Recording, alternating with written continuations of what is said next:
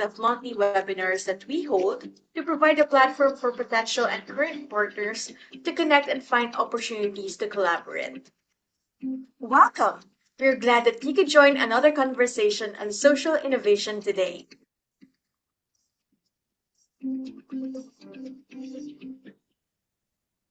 Yeah, all right. So welcome everyone. Welcome to SIHI Talks. My name is Julia. I'm from the SIHI Secretariat in the Philippines.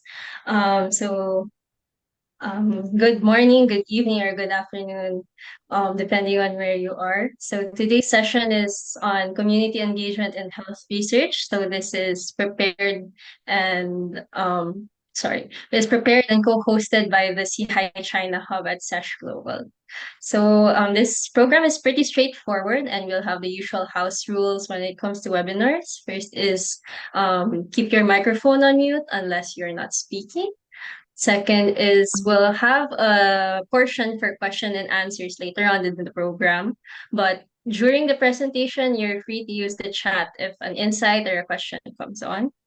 Third is if you have any tech issues, please feel free to message me or the Social Innovation and Health account if you have any difficulties. And four is that this session is being live streamed on social media. So if you have any reservations, please feel free to keep your video off.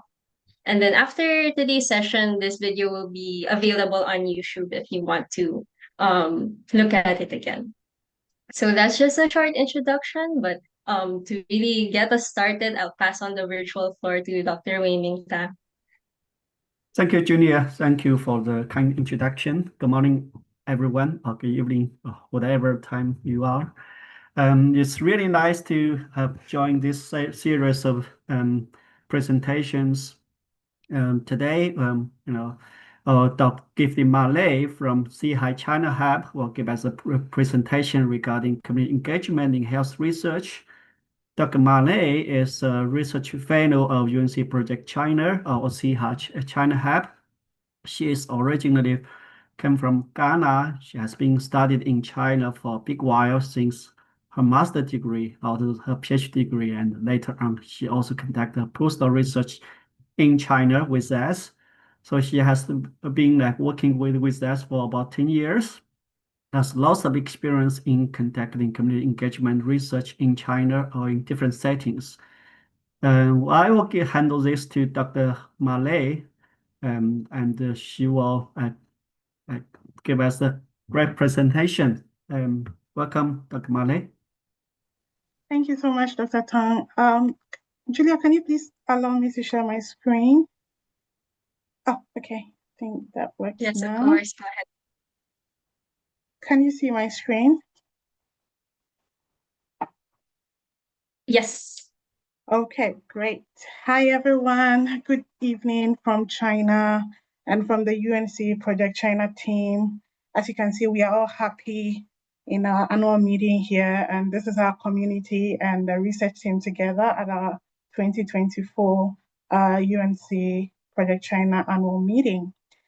Today, I'm just going to be talking briefly about community engagement in health research. I know a lot of us here, either as students or community advocates or community implementers, always end up doing research in one way or the other to be able to evaluate the impact of our work. And hence, we would want to understand where community engagement comes in and how to apply it. I know SIHI have done a lot of previous talks on community engagement and even gone into details about a lot of the most innovative and recent social innovations for community engagement. So I'll probably not dive too much into that. I'll just give a brief talk on what is health research, why community engagement is important for us in health research, and then some of the differences between what we call participation versus what is actually participatory engagement of community in our research. And then just the very popular examples of community engagement strategies that researchers usually use.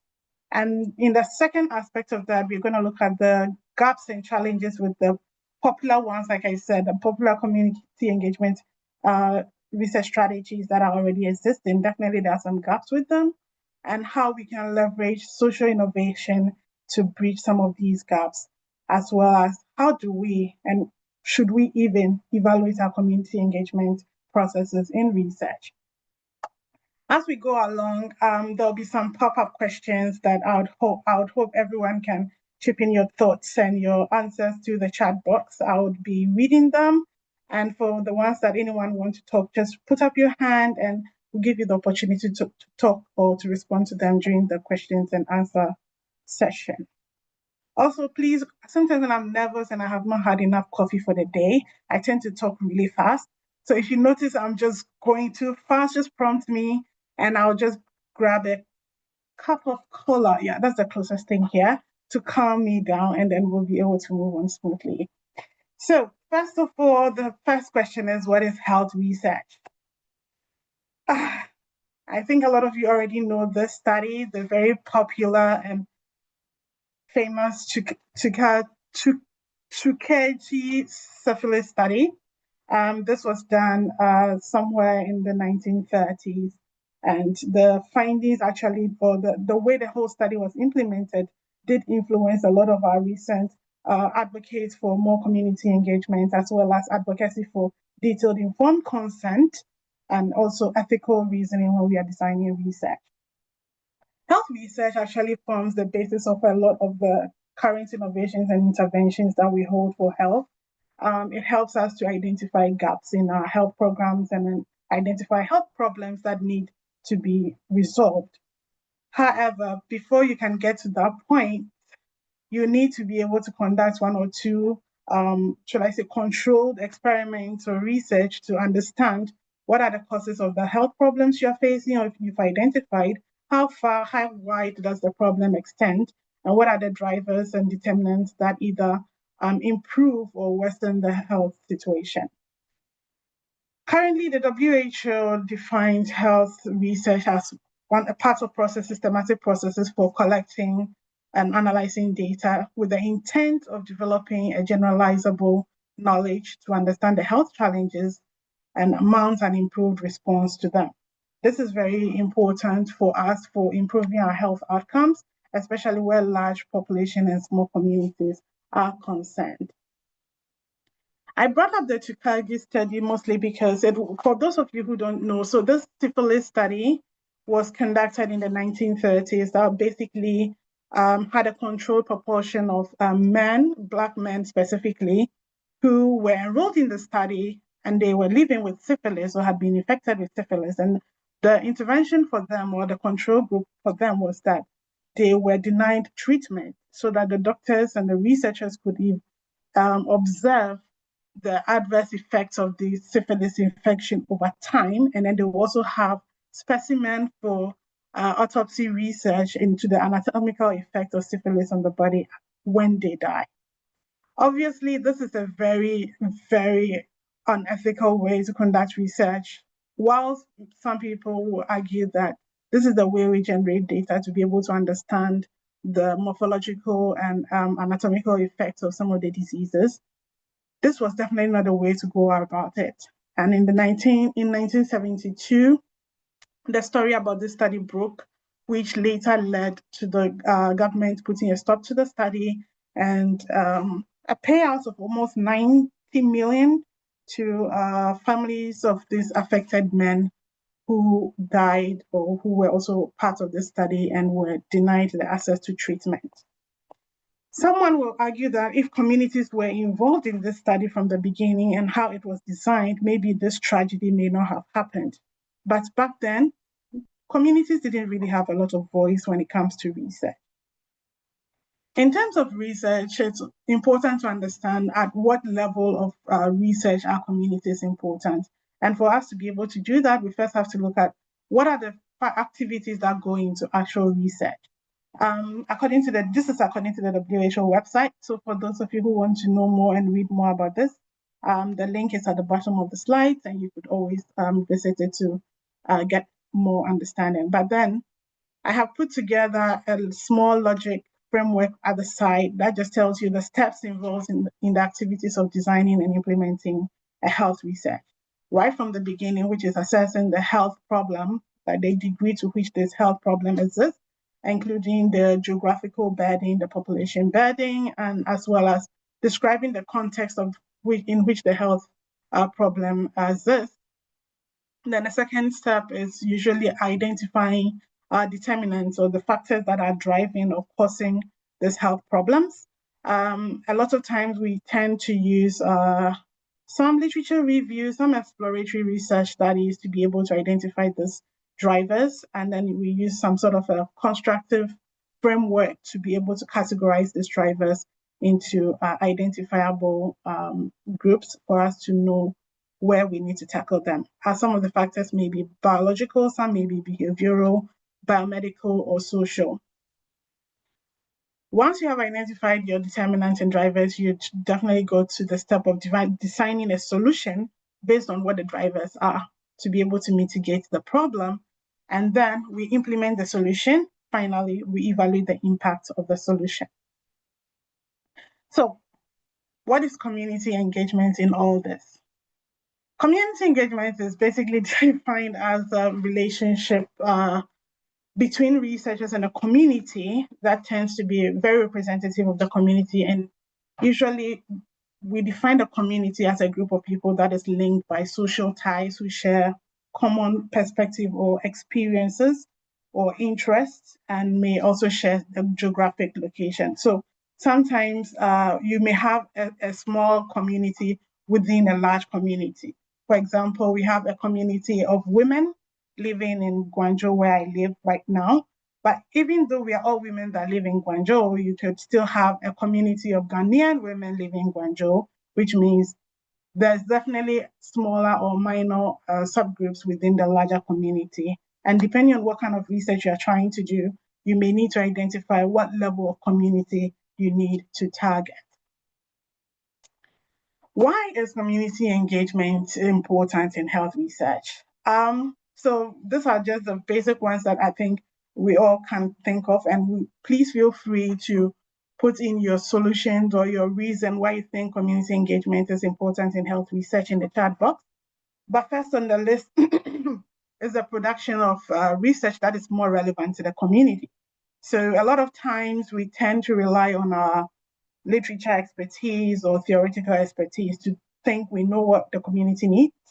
And what we research is more tailored towards what we think rather than what the community actually needs. So engaging the community through your research is very important to help you identify or to develop community relevant research. The second thing is the mitigation of asymmetry in the researcher community relationship. So right now, a lot of researchers see ourselves as researchers, and hence when we go into the community, there's always that unspoken gap. Community members tend to see themselves as just recipients of the research and less as owners or partners in the research implementation. And hence having more community engagement in your research process could help mitigate some of these gaps. It's also helped in building trust between the health research for the health research outcomes. Sometimes we wonder why people don't want to participate or accept certain solutions that we give. For example, for HIV, and this one is more from a practical experience. When I was working in Ghana after my master's degree, we were implementing the community system strengthening project under Global Fund. And as part of that, one of the important activities we carried out was to go to the local communities to promote HIV testing. One of the interesting arguments one man made to me was we were trying to explain to them why testing is important and how knowing your status can help improve your sexual health life, His argument was simply, so who were the people that they tested to decide that testing is important? And I couldn't really answer that because honestly, I don't know who the people were. And it's also one of the main reasons why a lot of people don't trust what we health researchers say, because they feel like, well, I don't know who you talk to. This is not really part of what I want. This may be a conspiracy, and hence I'm not going to take part in it. But when you have more community involvement in your research processes, before you even get to the point of developing a solution which needs to be implemented, the community is already aware that a problem has been identified, and all of them are making inputs to help generate the solution to the problem. If they help generate the solution that is being implemented, definitely they are more likely to have more trust in that solution. And this could lead to more improved uptake of solutions when they are implemented. Then there's the leveraging of community ownership to facilitate solution sustainability. A lot of our health researchers tend to be very successful. We always find this is very effective, this was very cost effective, and yet at the end of the project, nothing is done. It stops right there because the community don't feel they own this project, they don't feel they need to carry it on, and they don't feel it is something they can incorporate into their daily life. They just feel this is something we did because it was the research, and hence the sustainability of a lot of our health research are always in limbo after the research is done. Having more community engagement or deeper community engagement in the research process may help improve these aspects of our health research. Sorry. So these are some of the important reasons. These are some of the reasons why I think community engagement in health research is important. And I throw the question back to you. Why do you think community engagement is important in health research? Please share your thoughts with us in the chat box, and I will be reading as we go along. So, based on what we have said so far, one of the things I wanted to know from us all is, do we think publication bias does impact our research, our health research? If so, can community engagement help mitigate skewed research focus due to some of this publication bias? And why do you think that is the case? If you want to talk, you can feel free to put your hand up, or if you'd like, you can just put your answers in the chat box. Do you think publication bias does impact health research? And can community engagement mitigate the skewed research due to publication bias?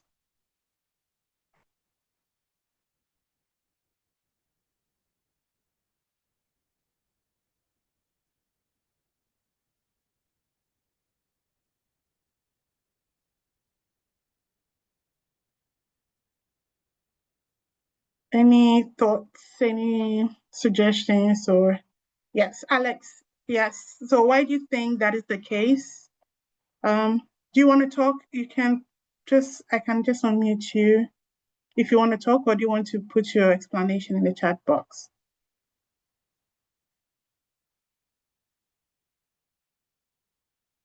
Okay, yeah, so thank you for this chance. I think, yeah, going by what you have just presented about denying men to seek health services when they had syphilis, that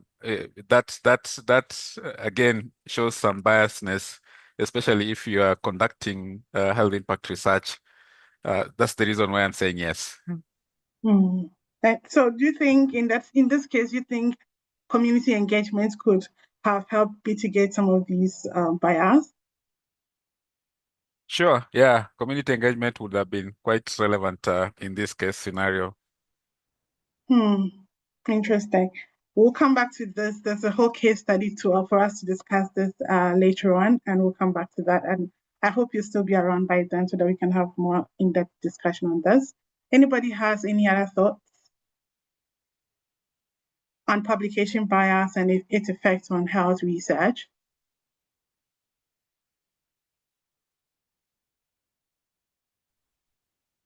Hi, Please go I'm ahead. Dr. Deep. I'm Dr. Deep. I've been involved in many publications and I'm a peer reviewer. And I believe sometimes there is biasness in the review of papers, and because coming from different regions of part of the world. And so usually sometimes the journals, they have a certain percentage of acceptance rate. But I noticed from my experience, I've been peer reviewer over like around 12 years. I peer review for many journals. There is biasness, and but maybe because now it's most of the journals are adopting the open access, and they remove the double blind reviewing, so it's less biasness than before. I agree with you. That's also very true. And also, from my personal experience, I think one of the things I've always been wondering is when journals decide which paper even goes out for review, if it is not a shocking story about a new intervention or a new innovation, and it's just like a negative finding to say, hey, this thing that was published 2 years ago, we found it to be false, they are less likely to be interested. So you end up only having stories that are, to them, more interesting rather than factual. And this definitely leads to a lot of bias if you only use data from literature review to determine what the problem in the community is. There's been times where people have done literature review to identify health problems, only to get into the community and realize, like, no, this is not really the problem. The problem is that there's no money to actually do this thing. So it's not even about the health problem being the problem, but that there's another problem that is causing this health issue to be a problem. But you wouldn't find that in your literature search alone. So having some community engagement, some form of community engagement activities to generate some data to support or to complement your theoretical and literature review searches is a very important way to reduce sort of research skewness or research focus bias due to publication bias. Okay, let's go on. So a lot of times we say that, yes, we engaged the community, yes, the community did participate in the research, but then when you try to find out to what degree was a community engaged, that's where you realize there's a difference between the level of engagement or the level of participation and what people understand to be participatory engagement versus what they understand to be just participation. So I first took this opportunity to want to sort of differentiate between the two things. Participation activities usually involve like just having people give prompt feedback about something. It's like having a Facebook account, okay? So your participation in Facebook is that you sign up, you open an account, and you go on there and you just like your friends' pictures or you like your friends' post. You have participated in Facebook social networking. But then there's what we call the participatory engagement, where there's a deeper involvement in the whole activity. So it's not just about you having an account or just having friends or following friends and liking pictures, but it's also about you actively commenting on somebody's picture or commenting on a status or a post that you think you have some opinion or thoughts about, as well as you yourself creating content to put out there to advocate for other people to also share their ideas or their thoughts. So participation, community engagement, participatory engagement extends beyond just participation in specific activities to actual deeper involvement in the whole process of your research. In a lot of cases for our health research, we tend to have our community engagement limited to community participation in activities rather than actual deeper community engagement in participatory activities. We may seek people's opinions through DCEs. We may seek people's opinions through online quizzes or polls to get some community feedback. And hey, I posted this question on Facebook and 500 people agreed with the question. So it means that the community accepts this particular notion. Whereas there could have been some reasons why people are agreeing and their understanding behind what you posted may not actually be the message you're trying to send out there. And hence having a more in-depth discussion, such as through focus group discussion or through community meeting dialogue session would have generated more insight into what exactly the community's understanding of your question is and what their thoughts and their suggestions of how to improve that particular problem is.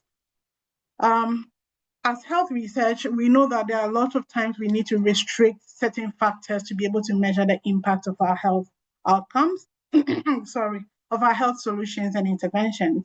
However, to make these solutions relevant in the real world setting, it is very important that we consider having deeper community engagement in the designing or throughout the research process and not limit it to community participation.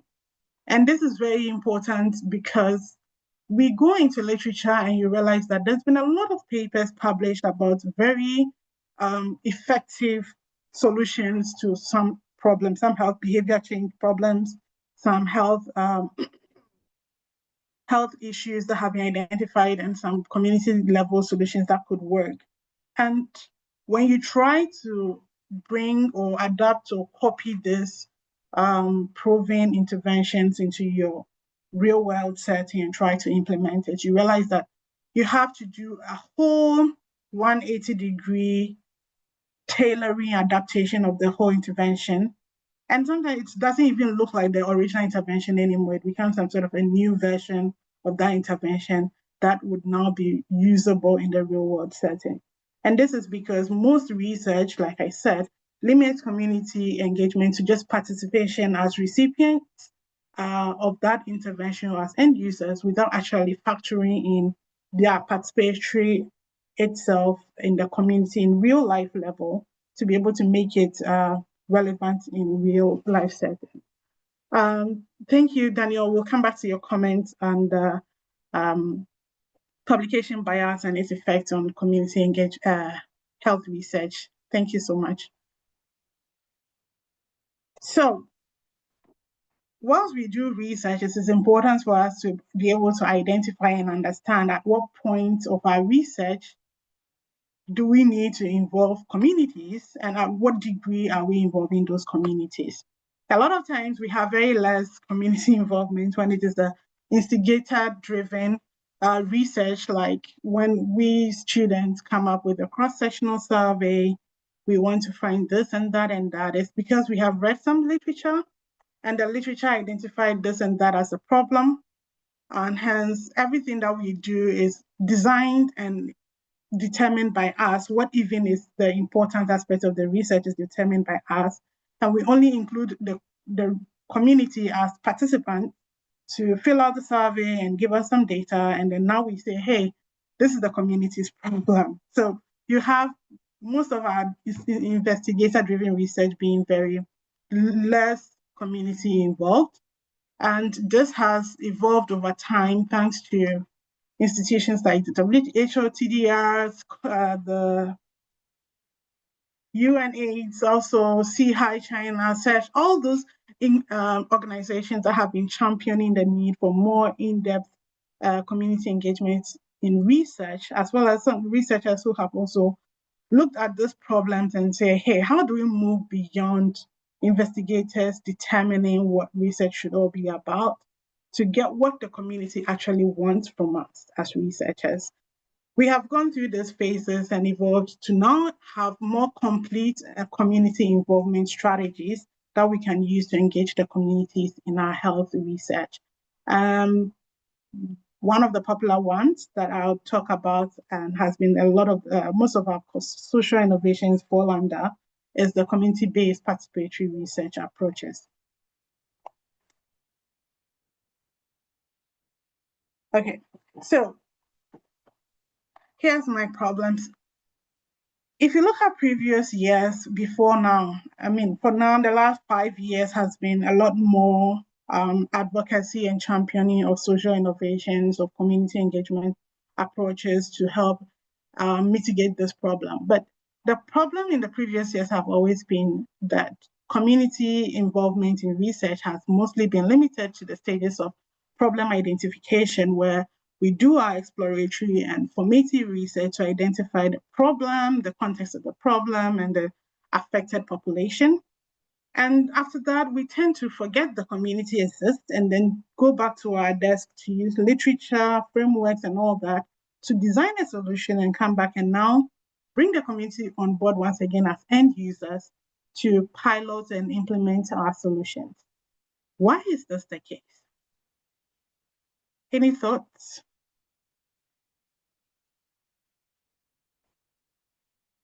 This is a question for all of us to sort of talk about. So if you have any thoughts on this, why do you think this is the case? Why do you think researchers tend to limit community participation in health research to the problem assessment stage and also to the solution implementation stage, and less engaging of the community in the stages of identifying determinants and drivers and solutions, as well as evaluating the impacts of these solutions after implementation?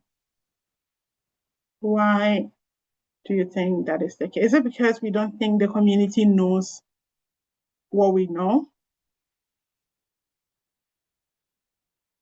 Or do we doubt their capacity to be able to contribute beyond completing surveys? Thoughts?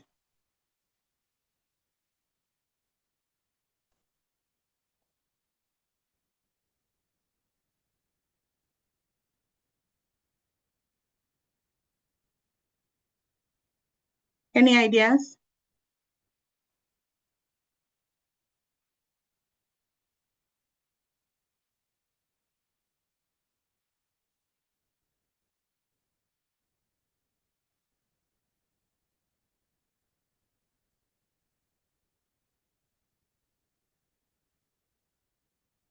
In my personal opinion, I think I have thought that one of the contributing reasons is that our societies put us researchers on a pedestal and call us the experts. So community members may feel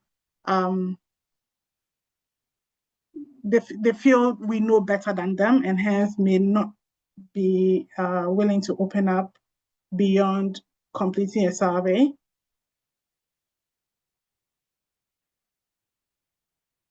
Am I wrong? Is there any other contributing factors or reasoning beyond that that we could discuss? I can see a lot of experts in the group, so please do let me know your thoughts, because I'm also learning from you, and I also want to understand why some of these situations are the way they are.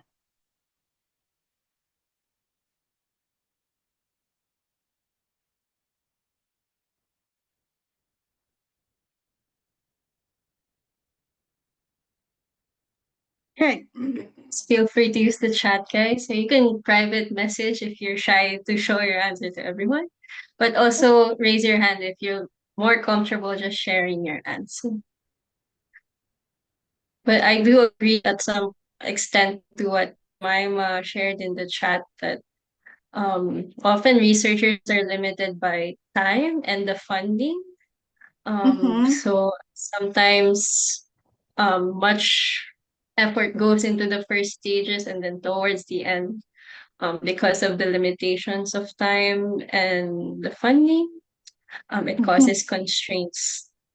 But I think there are many researchers here in our Zoom, so maybe you can share us your experience. I totally agree. Oh, yeah, Dr. Ogechuku is also saying funding is a major constraint. Yeah.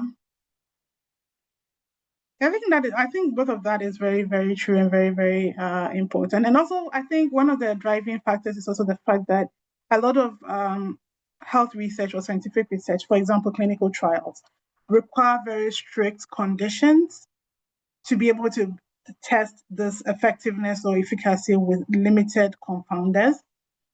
So researchers want to sort of gatekeep how much changes community members can make to this program to be able to evaluate their interventions or their solutions with less confounding issues at the end of the day.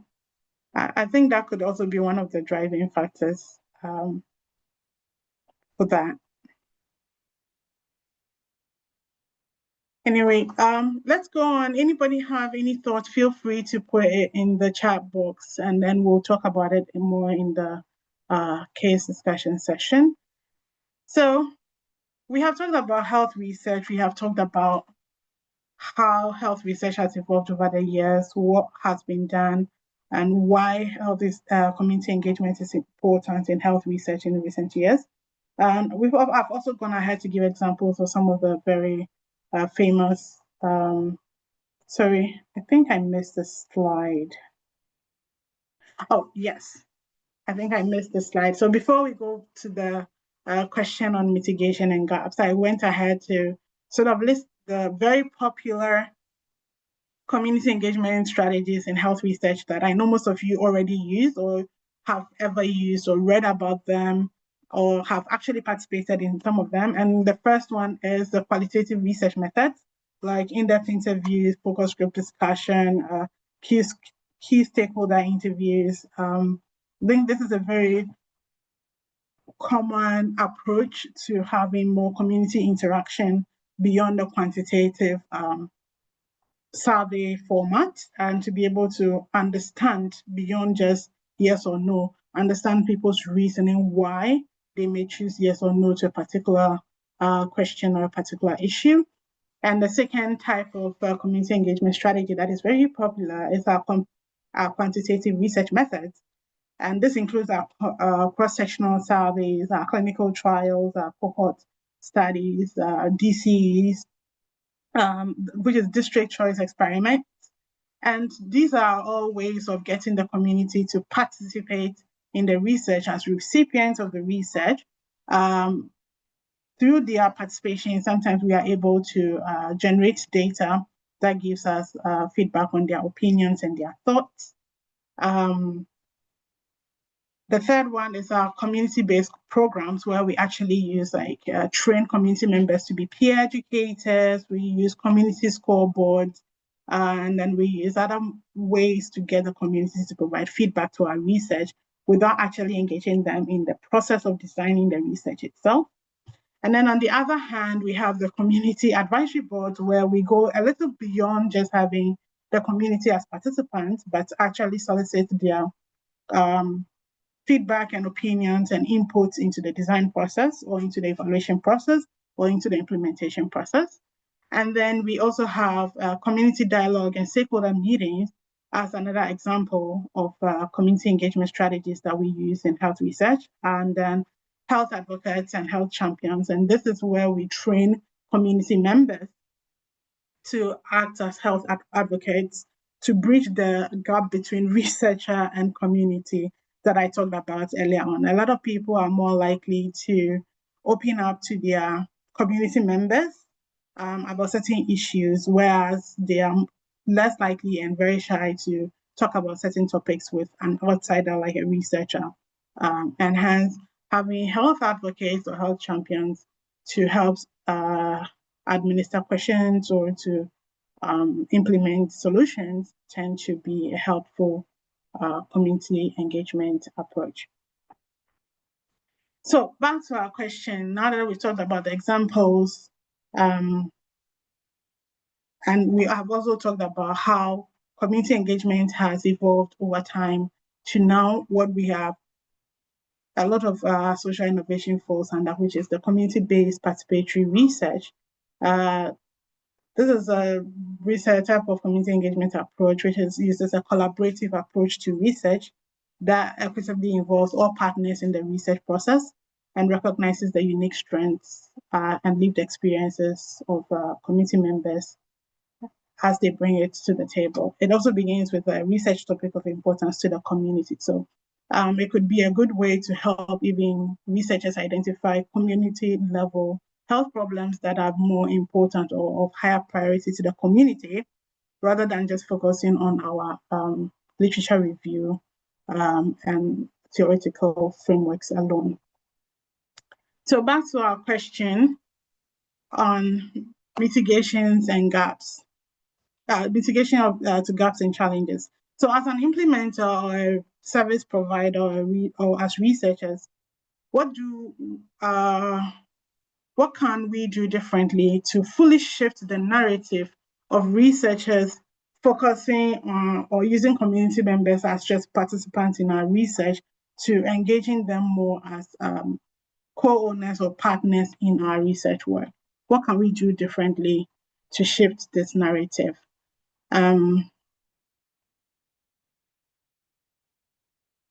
Yeah, so Maria, thank you so much for the comment. I think this is also a very important thing that we have to understand. Like some researchers, we do fear losing control of our research process. Like I said, a lot of times the research needs to be done in a very constrained system or lab to make sure the results are attributable only to the intervention, and hence we fear having too many community demands would shift the efforts and open minds. That's very, very important. That's very true.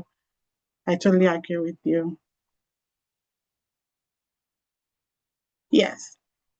Yes, Daniel is right. Community engagement does move or shift our narrative from using top to bottom approaches to now use bottom to top approaches, which leads to more rigorous and community friendly and tailored solutions. I actually like that.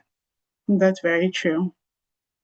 And I think that is one of the backbone or the key backbones of our social innovation campaigns or advocacy, getting the community more involved to be able to develop or to yield tailored solutions that are community friendly and acceptable and more owned by the community as well. Yeah.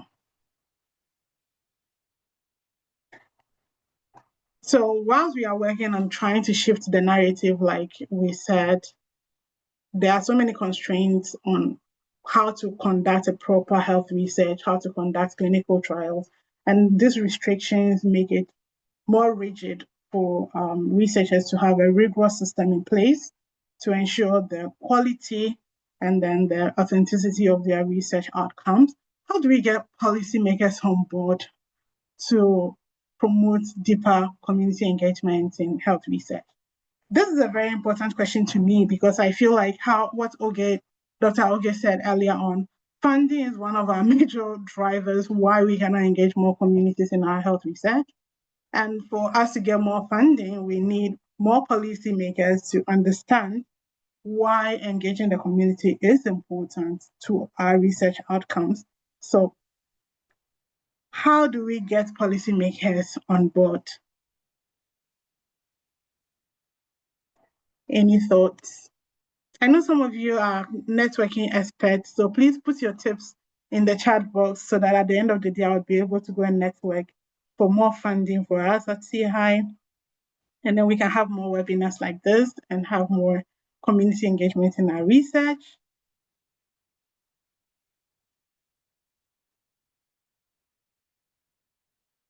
How do we get policymakers on board? Whilst I was growing up as a student in public health, one of the things that a lot of my professors used to talk about is the need to create fact sheets and policy briefs as the fastest way to get policymakers to understand what our research outcomes are and be able to make them understand the importance of the research that we do. So this was what I was relying on a lot of times, like, oh, we have all these papers ready, but in addition to the paper, you need this 2-minute fact sheet that if you meet somebody, you can pump 3 points and they'll understand what you're talking about. The thing is, a lot of them don't even take time to read the fact sheets, even when you send it to them. We post it to their offices, we distribute it during dissemination meetings, and they'll just look at the topic and say, oh, okay. And then 3 days later, when you meet them, they don't remember what you talked about. So how do we get policymakers on board to promote deeper community engagement in our health research? Yes, Jemima, we do need to get them to appreciate the importance of the research and implementation of the project. So how do we do that? I think that's the big question for me. How do we do that?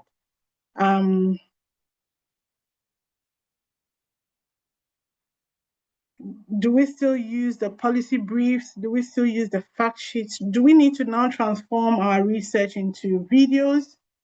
or invite them to be part of the implementers? Like, what do we do differently to get them on board with us?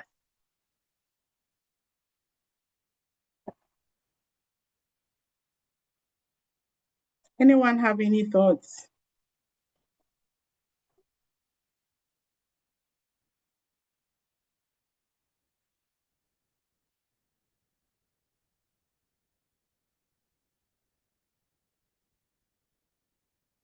Mhm.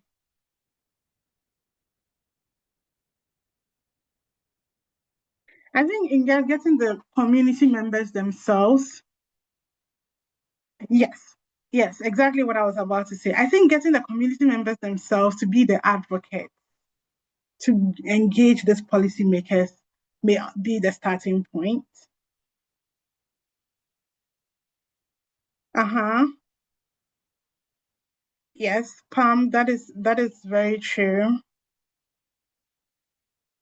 Dr. Gechuku, that's also true. We need to get them on board as part of the team from the onset. We don't need to wait till the end of the research to now go and present them with results of a study that they know nothing about. We need to get them on board right from the onset of the problem identification and solution generation. Yes, Alex. So the dissemination strategies now, in addition to the going for stakeholder meetings, attending conferences, publishing our findings, now we need to look for community level dissemination strategies, which actually does immerse the community experiences of their realities in the final results that we are disseminating. I think that would be a great way to be able to get the policymakers to see the importance of our research work. Yes, short films have, yes, thank you very much, Andrew. So Andrew is saying that short films have been proven to be great strategies for advocacy and dissemination. And I think that is very true. A lot of times, I know when we were young, a lot of us did not think we could tell our parents that we want to be musicians when we grow up. And now, thanks to the short reels on YouTube, or what do they call them? The TikTokers. Sorry, I'm not very social media aware. So the social media platforms that have short videos, because of these ways of information dissemination, parents even seem to know more about what is happening around the world than I do. I was talking to my uncle who is like 67, and he's telling me more about what is happening in Australia with a recent STI outbreak. They're calling it super STI something. I didn't even know about that. Apparently, he saw it somewhere on somebody's reel on YouTube. Anyway, I think short films would definitely be a good way to also get policymakers involved. Yes. Aha. That is very true, Jemima. And that is the question a lot of times we as researchers need to find a way to answer. They want to know, how does this help them as policymakers, either to retain their office or to boost their popularity? How do we make these research also relevant to their own work or to their benefit? So yes, I totally agree with Jemima on that. What is in it for me? We need to be able to find a way to answer that. I think SIHI China, SIHI Global, maybe in your next webinar, please can you help us have a session on some of these policymakers engagement strategies, because we need to know how to engage more policymakers in our health research to be able to change policy, which is very important to implementing sustainable health research outcomes. Thank you so much, Jemima. Let's move on. So I want to now talk about leveraging social innovation to mitigate our health research gaps, community engagement gaps in health research. And I'm not going to talk much about this. I know a lot of you have already been to a lot of our SIHI talks. You already know what is social innovation, and you have actually implemented some of these social innovations by yourself. For those of you who are not aware, social innovation in health are basically inclusive solutions that are meant to address healthcare delivery gaps, and they usually meet the needs of the end users, in this case, the community. And this is achieved through stakeholder and community engagement processes. It has the added advantage of actually increasing participation through new forms for creating new forms of social relationships, because now the relationship between researchers go beyond just as researchers, but as friends or partners of the community. It also helps or leads to the development of more creative solutions, that is thinking outside the box.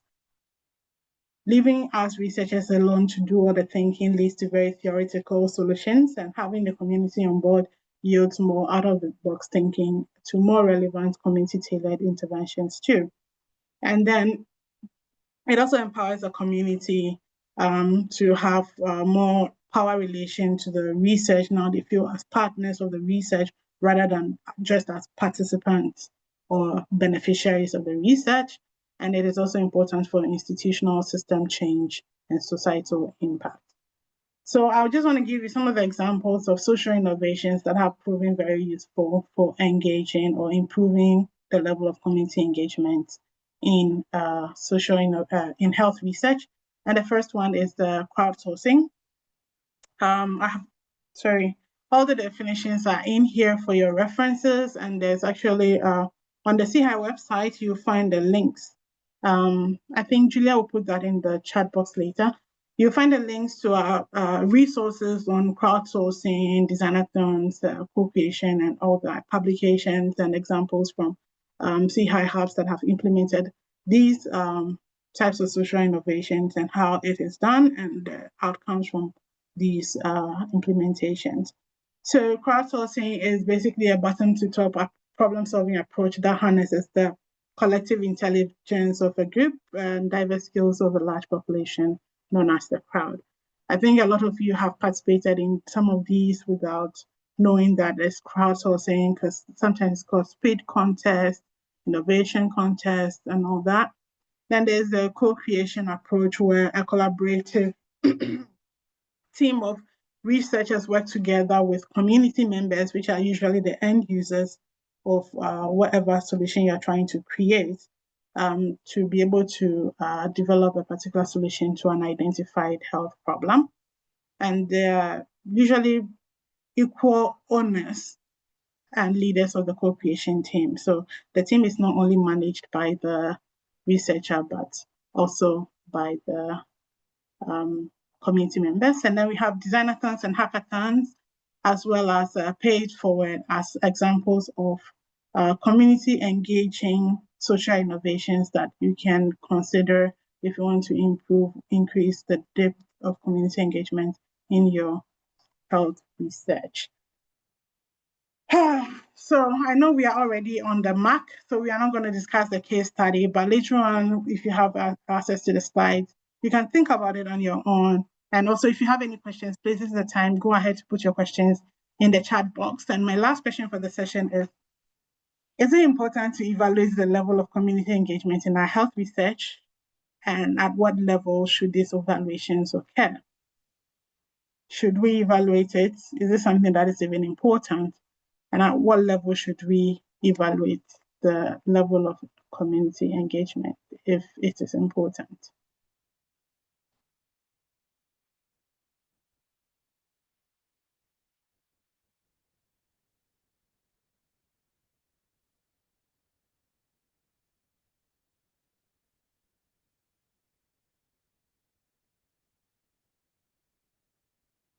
Yeah, Dr. Oge, I think that is true. At every stage of your research process, you should incorporate some evaluation of your community engagement in there.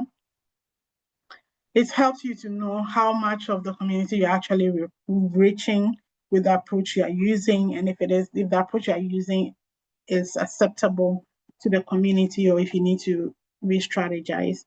A lot of times we do our focus group discussion, or we do our in-depth interview, and that ends it. But ideally, and for our benefit, it would be good to sort of evaluate the participants' experience of participating in this approach or form of community engagement to see if you need to change your strategy or if you need to do anything to improve their experience in the process. Thank you very much, Dr. Udichukwu. Okay, I think we are already at the 1 hour mark, and I'm really appreciative of your time with us. If you have any questions, we have just extra 5 minutes to answer questions. Is that okay, Julia? Yes, go ahead, please. And I Okay. think our participants are eager to send their insights and questions on the chat. It's been a great lecture, Dr. Mori. I've learned a lot. Thank you so much, Julia, and thanks for everyone for making this very interesting for me. I've also learned a lot. Yes, it's a key resource. Definitely, it's an important resource. Feedback from community about their engagement, not just about your research, but about their experience as part of the research process is very important to help you improve your community engagement approach and to also help you harness their knowledge about how to maybe engage more community members in your research. If you have any questions about today's presentation and the next 2 minutes, please put your questions in the chat box and we're just going to talk about it briefly. Or, yes, if you have any additional thoughts or experiences from any of the previous questions that we've talked about as well, please feel free to put it in the chat box. Yes, if you get feedback from the community, they are definitely going to be more likely to also accept the proposed strategies at the end because they feel their inputs and their thoughts are being captured. I think that is also a very important reason to evaluate your community engagement. Yeah, that's why we want to say, like, if we're planning for people-centered study, we want to have them engaging, the community engaging every step of the study. Yes, yes.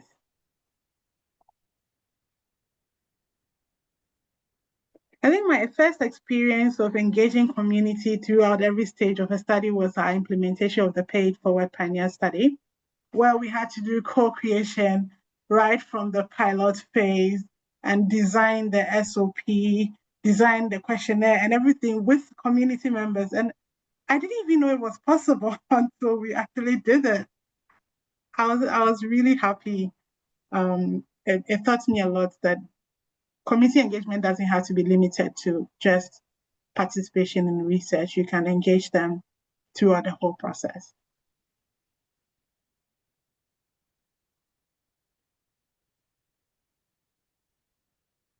Thank you so much, Jackie. Yes, Philin, please go ahead. You can unmute yourself. Hi. Hi.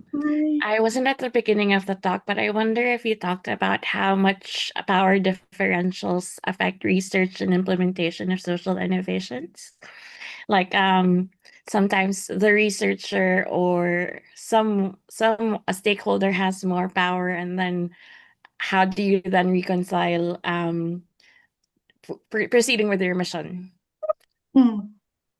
Okay, I think that is a very good question. I did not dive much into the types of social innovations for community engagement in research because SIHI Talks have already done I think there's already 2 or 3 videos about that. So I didn't want to just repeat that, but that's a very important question about equity and the disparities in power dynamics in social innovation.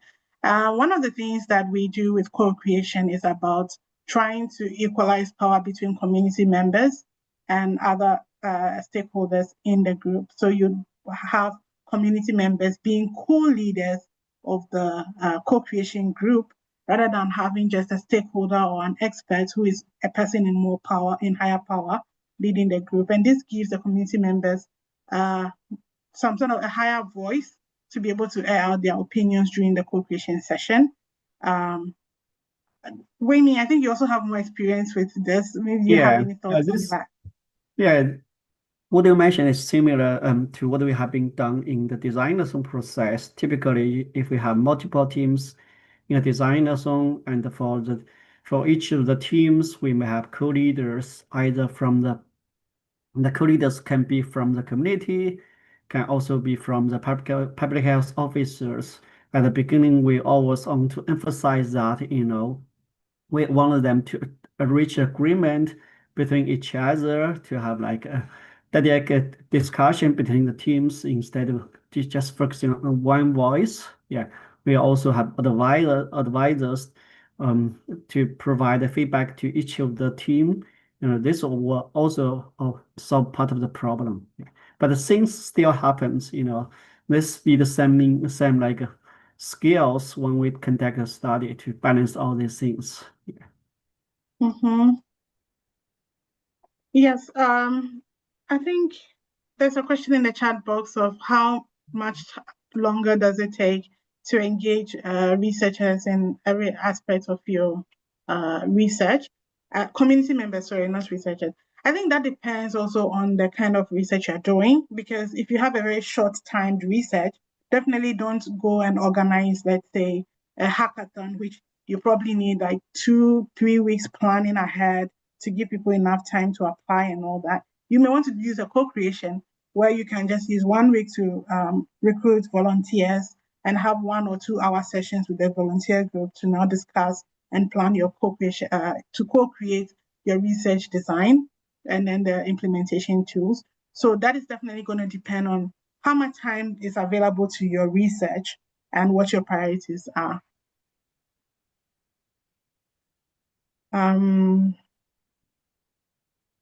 Thank you, Julia, for the 2-minute extension.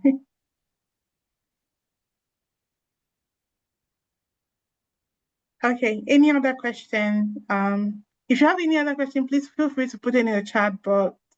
Dr. Wemi is here. Dr. Ene, I see you somewhere in the group there.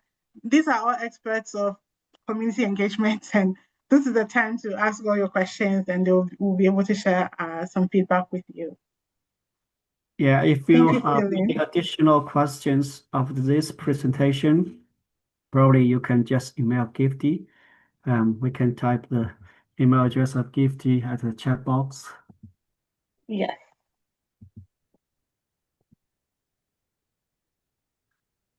All right, I think that's typically for what we have for today.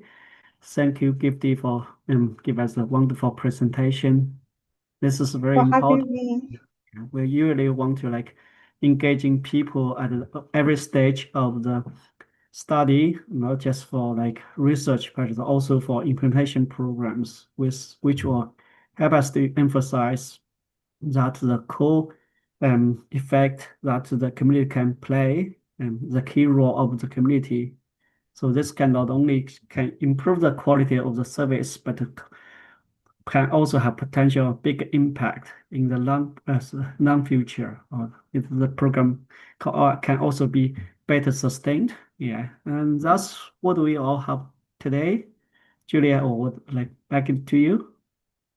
All right, thank you, Dr. Weiming, and thank you, Dr. Gifty. It was really such a great session, and thank you also to our participants for your sharing your insights. I learned so much from everyone. And to close, also, if Dr. Gifty, you can share your contact details if anyone, well, only if you want to. I'm not forcing you. If anyone has questions. Yeah, and also you can visit SIHI's web pages and social media if you want to learn more about social innovation. So we do have a post-webinar survey. So Grace, can you please send the link on the chat? And then we have our next session upcoming in October. So the next session will be focused more on a social innovation. It's called 50 plus skills. So if you're keen on building communities for a certain purpose, for this one, it's going to be the elderly community. So it would be great if you could join us.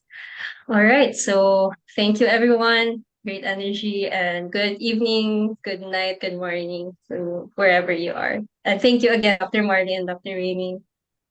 Thank you. Thank you, everyone. Thank you, everyone. Take care. Good night. Thank you. Bye.